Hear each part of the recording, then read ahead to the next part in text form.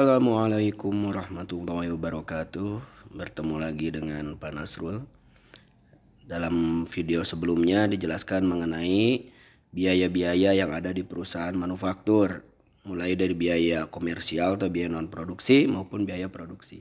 Video kali ini fokus kepada elemen biaya produksi, yaitu biaya material atau biaya bahan baku, kemudian biaya labor atau tenaga kerja langsung, dan biaya overhead pabrik. Pembebanan biaya ke produk terdiri dari dua, yaitu biaya langsung dan biaya tidak langsung. Biaya langsung terdiri dari biaya bahan dan juga biaya tenaga kerja.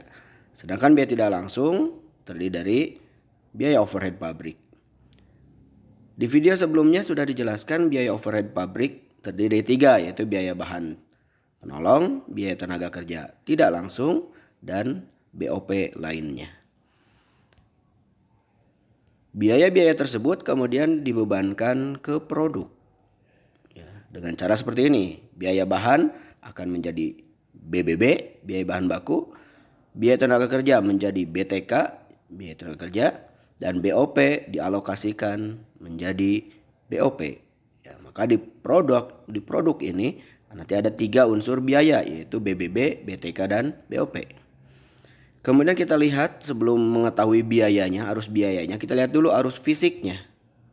Yaitu ada di sini ada bahan baku, ada material, ada labor, ada tenaga kerja, dan ada overhead. Dalam hal ini dicontohkan lampu atau listrik. Sebetulnya masih banyak, telepon, air, dan sebagainya juga termasuk overhead lainnya. Sini contohkan listrik. Alirannya adalah bahan baku ini masuk ke proses produksi.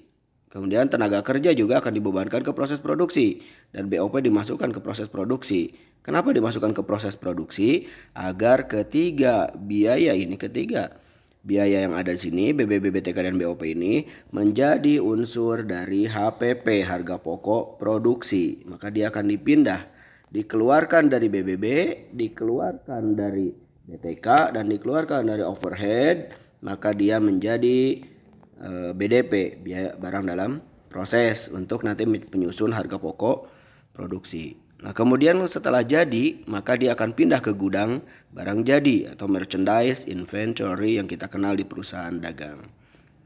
Insya Allah jelas ya arus fisiknya. Dari arus fisik ini memunculkan arus biaya, yaitu seperti berikut. Ini adalah gambar buku besar. Di gudang bahan baku, di gudang bahan tersedia persediaan bahan baku.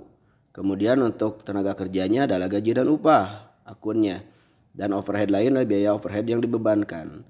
Sedangkan di proses produksi ada barang dalam proses, dan di gudang barang jadi ada persediaan produk jadi. Ya, kita lihat semuanya ini adalah persediaan, bertambah debit, berkurang kredit.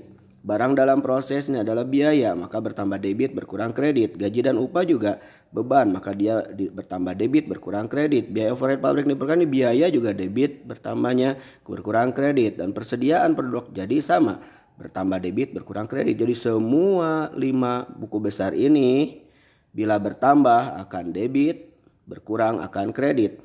Masuk debit, keluar kredit. Itu saja intinya. Kita lihat contohnya. Persediaan bahan baku. Ini transaksi pertama adalah BBB, yaitu mencatat bahan baku yang digunakan di dalam proses produksi. Artinya dia keluar dari persediaan bahan baku, maka masuk ke barang dalam proses. Tadi disebutkan kalau keluar berarti dia kredit, masuk berarti debit. Artinya pemakaian bahan baku dalam proses produksi, debitnya adalah barang dalam proses dan kreditnya persediaan bahan baku. Demikian juga pencatatan tenaga kerja. Keluar dari gaji dan upah dia dikredit, debitnya barang dalam proses. Berarti pencatatan atau pembebanan BTK ke dalam proses produksi, debitnya adalah BDP dan kreditnya gaji dan upah. Biaya overhead pabrik demikian juga. Nah, setelah tiga-tiganya berkumpul di dalam barang dalam proses, maka dia selesai. Setelah produknya selesai, maka dia akan dikredit karena dia dikeluarkan dari proses produksi, dikeluarkan secara fisik masuk ke gudang barang jadi. Secara biayanya dari barang dalam proses dia masuk ke persediaan barang jadi. Keluar dari BDP, maka BDP dikredit. Masuk ke persediaan produk jadi, merchandise inventory, maka persediaan produk jadi di debit. Ya, jadi intinya di sini masuk debit, keluar kredit.